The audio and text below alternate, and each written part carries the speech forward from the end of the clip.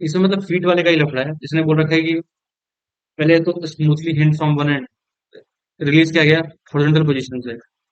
ये तुम्हारी रॉड है जो कि 1 feet from the and, total 3 feet की है।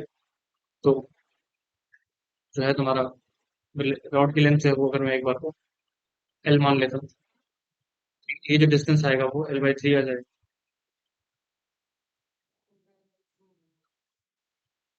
Right, 1 feet from the end, smoothly at 1 foot from the end, एक एंड से।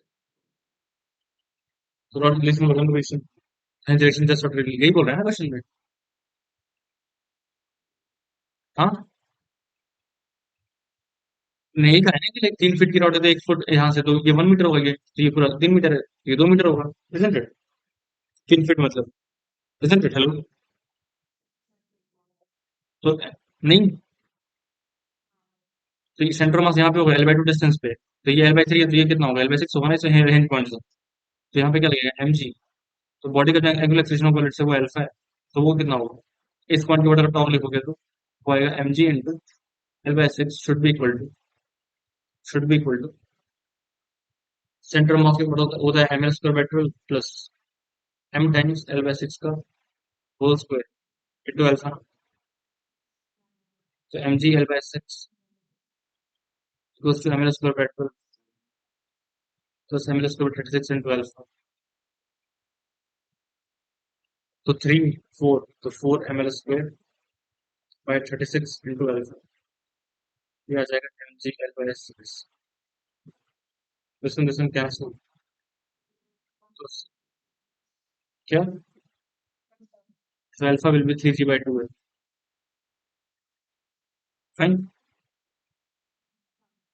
तो सेंटर मास का एक्सेलरेशन कितना आएगा, तो अगर इस रॉड को ध्यान से देखो, तो ये जो तुम्हारा है, क्योंकि ओमेगा तो बॉडी के पास होगा नहीं, तो इधर लग रहा है एफ वी, इधर लग रहा है एम जी। तो सेंटर मास के पास एक्सेलरेशन है वो है एसीएम, और वो कितना है, एसीएम होगा L/6 इंटू अल्फा ना, वो आ जाएगा L/6 इंटू 3g/2। ये आ जाएगा तुम्हारा 3g नहीं, g/4 आ जाएगा, फिर 3g कैंसिल, ये आ गया g/4। Got it? श्योर। ये तो बॉडी में नेट फोर्स डाउनवर्ड सी है, सेंटर मास का एक्सेलरेशन है, तो नेट फोर्स डाउनवर्ड सी होगा, तो होगा mg minus F V should be equal to. और क्योंकि सेंटर मास का एक्सेलरेशन हॉरिजॉन्टल में होगा नहीं, होगा कि ओमेगा जीरो है, तो जो एफ एच होगा वो तो जीरो आएगा ना, एम ओमेगा² ओमेगा जीरो है, तो यहाँ से एम जी माइनस एफ क्या आ जाएगा, एम इंटू सेंटर मास का एक्सेलरेशन कितना है g/4 ना। Got it?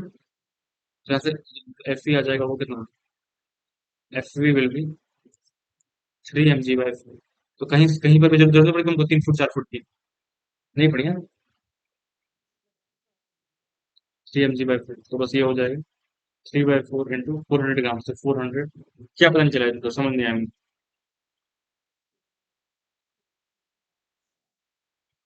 यहाँ तो लिखा था फ्रॉम वन एंड, तो फिर आता क्या 3 3 मिनट। सेकंड क्वेश्चन में क्या बोल रहे हैं, अ 5 kg block is hanging from this. तो ये यहाँ पे अगर इसको अगर मैंने एक्स एक्स मूव किया, तो ये जो एंड है ये तो जीरो नीचे जाएगा, और ये लेट से इसमें एक्स एक्स का एलोंगेशन है, बीच वाला कितना नीचे जाएगा, x/2 नीचे जाएगा ना, तो हमने पढ़ रखा है, दिस प्लस दिस/2 होता है ना इसका। तो अगर इसको एक्स एक्स नीचे खींचा है, सॉरी ओ सॉरी, मैंने उल्टा लिख दिया, अगर सेंटर वाला एक्स नीचे आया है, इसका मतलब पूरी एक्स नीचे आई है, और ये टाइट है, तो ये 2 एक्स नीचे आया होगा। Fine?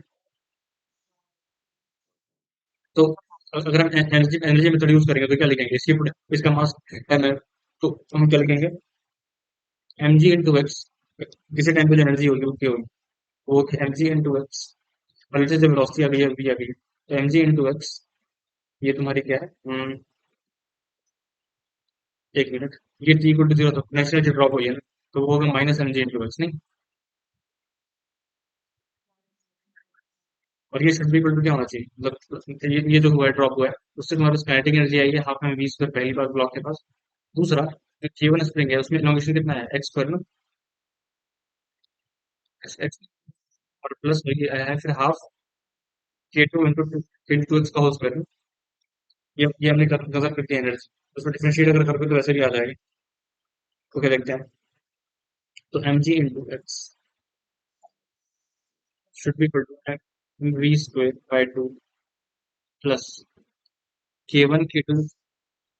के वन के टू इक्वल दे रखे हैं, ठीक है। तो के वन के टू इक्वल तो फिर के ले लेते हैं। तो ये हो जाएगा 4x स्क्वायर, ये हो जाएगा 5x square by 5x, sorry, हाँ ठीक है, ये हो गया इंटू के भी है 5k स्क्वायर बाई के एक्स को के by two common 5x square, ठीक है। यहाँ से आ जाएगा M G X minus 5/2 3x square should be equal to M V square by two. Got it. तो मैंने इस पर डिफरेंशिएट किया तो क्या हो जाएगा, M into G D X D होता है V minus 5/2 into into 2kx D X by D again होता है V should be equal to, यहाँ पे आ जाएगा M by two into V square, तो ये हो जाएगा 2v D V by D T में।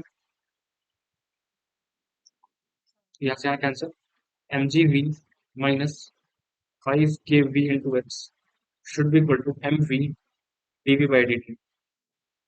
तो वी वी कैंसिल किया आ जाएगा M G minus 5kx should be equal to M D V by D T. तो अगर मैंने कैंसिल कर दिया एम को तो एक्सेलरेशन क्या आ जाएगा, acceleration will be G minus 5kx by M.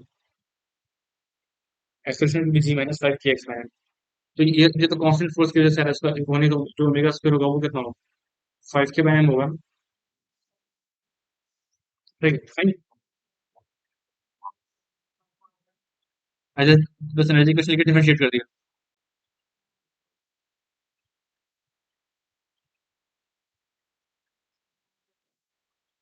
तो बस मीन पोजीशन चेंज हो गई है, जी माइनस 5k एक्स में हमारी तो ओमेगा आ गया तुम्हारा √5k बाय एम। तो उस वैल्यू को कर दो 5k बाय, तुम टाइम पीरियड निकाल लो, टाइम पीरियड कितना होगा 2 पाई √m/5k। तो अंदर जाएगा तो हो जाएगा 4 pi square into M upon 5 into K. और के तुम्हारा खुद कितना है 4 पाई स्क्वायर, तो ये इससे कैंसिल हो गया √m/5। तो √m/5 मास को ना कुछ 5 के चाहिए ना, तो एक आ जाएगा, ठीक है।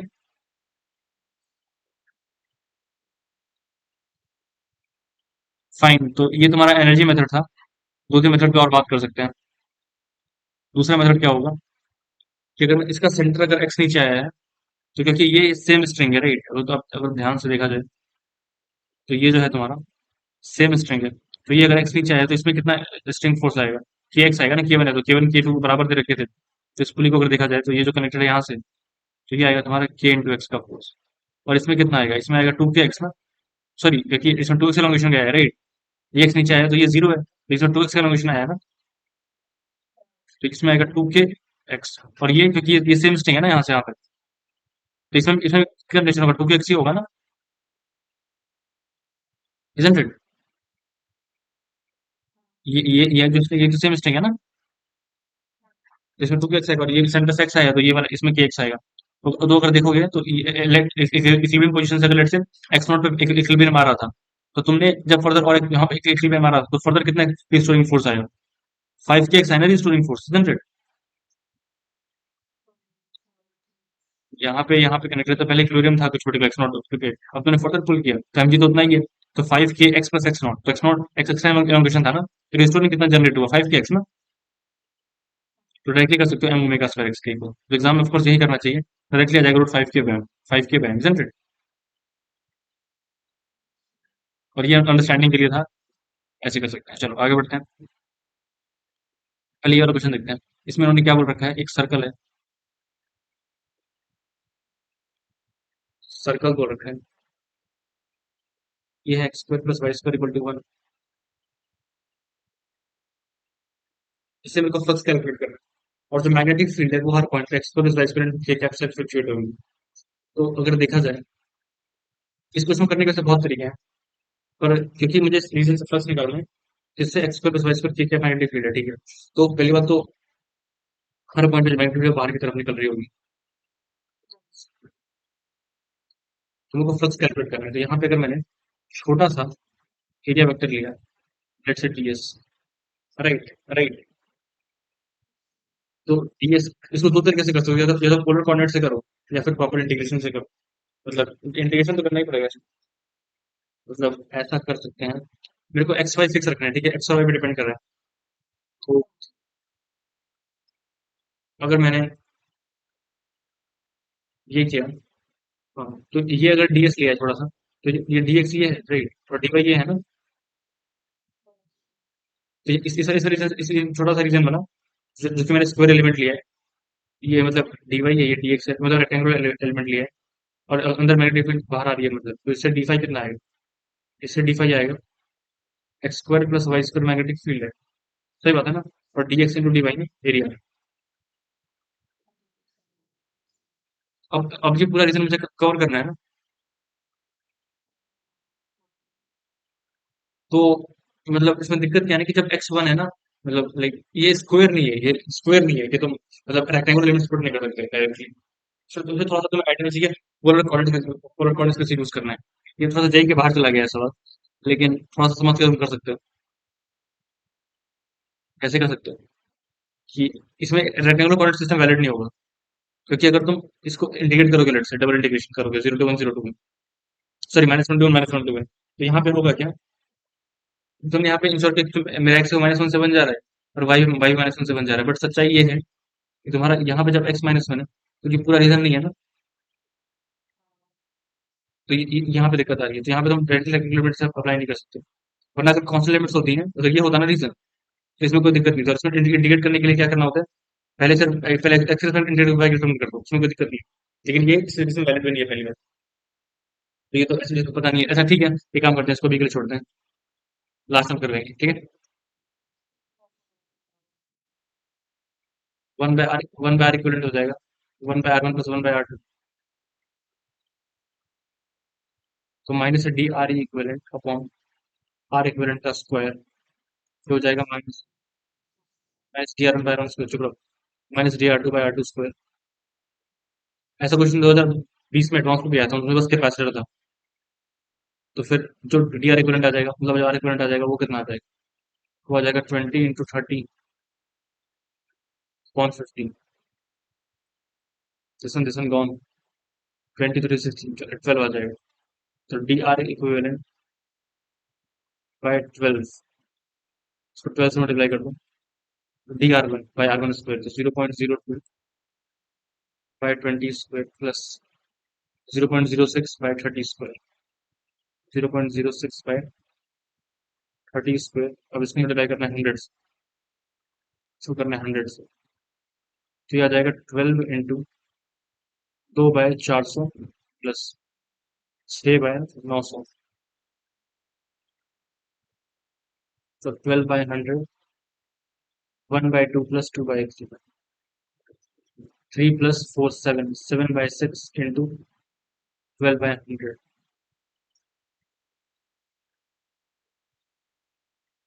तो ये तुम्हारा आ जाएगा 14/100%। तो 14/100 कितना था? 0.14 ना। क्लियर?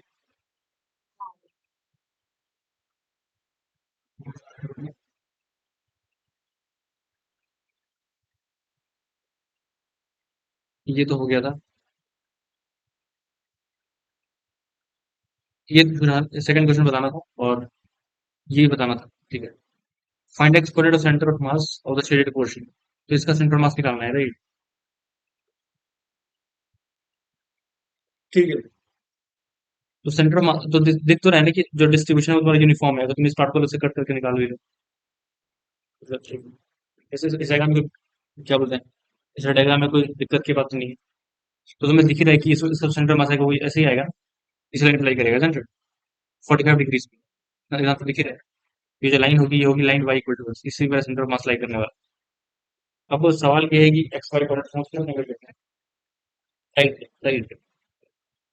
मुझे निकालना है x coordinate centre of mass, अच्छा अच्छा। तो इसका सेंटर मास इसी लाइन पे लाई करेगा, तो कुछ अल्फा को अल्फा टाइप का होगा ना। तो अगर मैं इसको थोड़ा सिंप्लीफाई करना चाहता हूँ, तो मेरे को क्या करना चाहिए, कि मतलब मैं इसका इस वाले सिस्टम का, इस सिस्टम का लाइक मतलब इसको रोटेट कर दूं। रोटेट इन द सेंस, इसको चाहो तो वैसे भी कर सकते हो ऑल्दो। कि तुम मतलब इसका सेंटर मास निकाल के, इसके बहुत सारे तरीके हैं करने के, ऐसी बात नहीं। मैं एक आध तरीके बताता हूँ। पहला तरीका तो ये है कि मेथड वन क्या है कि तुम बिल्कुल मैथ्स यूज ना करो, जो थोड़ी सी अकल यूज करो, कि इसका जो सेंटर ऑफ मास होगा इस वाले पार्ट, अगर ये डिस्क, अगर इसको मैं पूरी पूरी डिस्क मान लूँ, तो फिर डिस्क, इस डिस्क को मतलब इसमें डिस्क मैंने ट्रायंगल एलिमिनेट कर दिया है। नहीं, इस डिस्क में मैंने ट्रायंगल एलिमिनेट कर दिया है, isn't it? तो जो पूरा डिस्क होता है उसका सेंटर मास कहाँ पे आता है? 4/3 पे आता है। तो अगर थीटा एंगल का होता है, उसका उसका कितना कहाँ पे आता है? उसका एंगल बाइसेक्टर पे आता है, और कहाँ पे आता है? डिस्टेंस कितनी होती है यहाँ से यहाँ तक? 4r by 4r/3 theta sine theta by T, right? ये होती है। तो अगर मैंने पूरा पूरा ले लिया होता, सिर्फ ये होता, तो इसका डिस्टेंस इस वाले पर्टिकुलर पॉइंट से कितनी होती? 4r/3 pi, isn't it? Sine pi होती है ना? श्योर।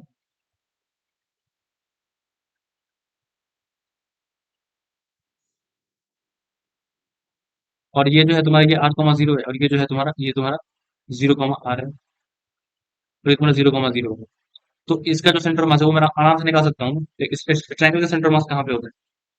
ये ट्रायंगल का डिस्क है, प्रॉपर डिस्क के बीच बीच में मटेरियल है, इसका सेंटर मास कहाँ पे होता है? यहाँ से h/3, यहाँ से h/3 पे होता है।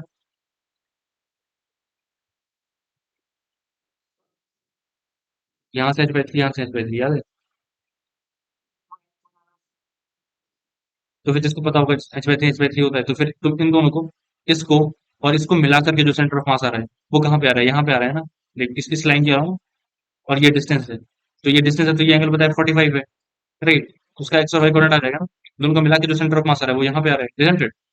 दोनों बॉडी का, इस ट्रायंगल का, और इस ये जो कट, ये तो कट किया, इन दोनों, इसका इसका सेंटर मास मेरे को पहले से पता है, h/3 पे, और इसका मास भी निकाल सकते हो क्योंकि यूनिफॉर्म डेंसिटी है, तो sigma into 1/2 into R square इसका एरिया हो जाएगा, isn't it? तो इसका सेंटर मास आ जाएगा r/3 तो ये इतना मास पड़ा हुआ है कहाँ पे? r/3 और जो दूसरा पार्ट जिसका मेरे को निकालना है, उसका मास मेरे को पता है, उसका मास कितना होगा? Sigma into πr² by 4 minus r² by 2 ना, जिसका सेंटर मास मेरे को निकालना है, और ये मालूम पड़ा हुआ है x, y पे, isn't it? ये यही निकालना है ना मेरे को। और जब मैंने इन दोनों को मिलाया तो ये पूरा सेटअप बन गया, isn't it? ये पूरा बन गया ना? और इसका इसका सेंटर मास का डिस्टेंस कितना है? ये होगा 45 डिग्री पे। ये डिस्टेंस मेरे को पता है, लेट्स से ये अल्फा थी, तो इसका एक्स कोऑर्डिनेट कितना आ जाएगा? ये एंगल 45 था ना, तो ये आ जाएगा, इसका एक्स कोऑर्डिनेट कितना आ जाएगा? Alpha cos 45, alpha sin 45। तो जब दोनों को मैंने सुपर इम्पोज किया, तो फिर ये आ जाएगा, तो ये आ जाएगा तुम्हारा 4r/2/3 pi into sine pi 4, ये आ जाएगा 1/√2 तो इंटू 1/2, सेम, और इंटू फिर ये आ जाएगा तुम्हारा 4r/2/3 पाई इंटू 1/2, ये आ गया तुम्हारा 4r/3 pi 4/3 pi, isn't it? दोनों को जब मैंने मिला दिया, तो हेलो, आया समझ? तो अब इसका मास कितना है? इसका मास है सिग्मा इंटू πr², यार इसकी जरूरत नहीं पड़ेगी। अब चलो, अब देखो इसको, ये वाला यहाँ पे पड़ा हुआ है, और ये वाला यहाँ पे पड़ा हुआ है,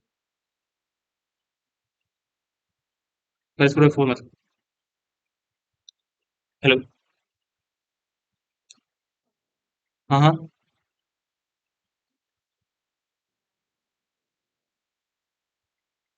जस्ट सेकंड। तो इसका लाइक जो सेमी सर्कुलर ये था, आई मीन सेमी नहीं, क्वार्टर वाले का डिस्टेंस हमने निकाल लिया था, तो ये यहाँ से अल्फा डिस्टेंस पे था, ये अल्फा हमने ये निकाला था, ये फॉर्मूला से, तो उसका जो कोऑर्डिनेट वाइज होगा क्योंकि ये डिस्टेंस है ना बस, कोऑर्डिनेट तो ये होगा, ये और ये, तो alpha alpha cos 45, alpha sin 45, तो ये आ गया 4/3 तो सर उसका मास कितना है? इतना है ना? तो मैंने जब इस वाले सेटअप को और इस वाले को मिलाया, तो ये बन गया ना, और इसका सेंटर मास का एक्स वाई कोऑर्डिनेट ये रहा, राइट? तो और इसका और इतना मास जो है वो इतने ये पड़ा हुआ है, ये वाला, और ये जो है इसका मास ये रहा, और उसका मेरे को निकालना एक्स वाई कोऑर्डिनेट में, तो मैंने मान लिया एक्स, वाई है, तो मेरे को निकालना क्या है? मेरे को निकालना है ओनली एक्स कोऑर्डिनेट ना, तो एक्सपोनेंट निकालना तो मैं क्या करूंगा, दोनों का मिलाऊंगा, इसका मास ये रहा। तो sigma into m1 x1 plus m2 x2 one m1 plus m2 equal to XCM ना। तो इसका एक्ससीएम कितना है, 4r/3 पाई। तो 4r/3 पाई जो एक्ससीएम है हमारा, तो इस तो पहले वाले का मास है sigma into 1/2 r square m1 into x1 m1 into x1। मतलब ये बिल्कुल वो वाला दिमाग वाली अप्रोच है, इसमें कुछ कैलकुलेशन नहीं करिए, अकल लगाइए, बस समझ आ रहा है ना क्या क्या किया, कभी किया ये सब। हाँ तो पढ़ाई लिखाई करो तब पता चलेगा। तो sigma into 1/2 r square plus r/3 plus इसका हो जाएगा sigma into 5r² by 4 minus r² by 2 into into x right, upon upon पूरा मास कितना है, pi R square by 4 into sigma ना। And that should be equal to what, 4r/3 pi ना। तो यहाँ से तुम्हें एक्स सॉल्व करना है, ऐसा समझ। तो सबसे पहले आर स्क्वायर कैंसिल करो, तो ऊपर बचेगा तुम्हारे पास r/6 प्लस सिग्मा भी कैंसिल करो, सिग्मा r² पहले कैंसिल करो, ऊपर नीचे से। और फिर बचेगा तुम्हारे पास क्या बचेगा, r/6 plus r² by 4 into pi minus, sorry r² cancel हो चुका है, तो पाई/4। बहुत पेशेंस रखना पड़ता है अच्छे क्वेश्चन करने के लिए। पाई/4 -1/2, ठीक है, इंटू एक्स ना, अपॉन ये cancel, pi is equal to 4r/3 pi. अब अगर क्रॉस मल्टीप्लाई कर दिया तो r/6 प्लस r/6, एक सेकंड, ठीक है, तो r/6 plus pi -1/2 into x should be equal to 4r/3 pi into pi. This one gone, this one gone, r/3, तो r/3 माइनस r/6, ये हो जाएगा r/6। r/6 को डिवाइड करना है इससे, तो ये हो जाएगा पाई/4 -1/2 इक्वल टू एक्स। अब एलसीएम लेंगे अगर, r/6 डिवाइडेड बाय पाई -2/4, तो 4r/6 टाइम्स पाई-2, तो 2r/3 पाई-2 ना, इजंट इट। तो रेडियस कितनी दे रखी है, रेडियस है 3 टाइम्स पाई-2, बस पुट कर दो, देखो कितनी प्रॉपर फील्डिंग सेट कर रखी है, इजंट इट, कट जाए, 2/3 टाइम्स पाई-2। और रेडियस कितनी दे रखी है, रेडियस उतनी ही दे रखी है, 3 टाइम्स पाई-2। बताओ ये कितने अच्छे लोग हैं, ये आराम से एटी पे नहीं आ सकता क्या, कितना, तो इसका आंसर आ जाएगा तुम्हारा 2, इजंट इट। ठीक, तो ये पहली अप्रोच है जो कि बच्चों को आनी चाहिए, राइट।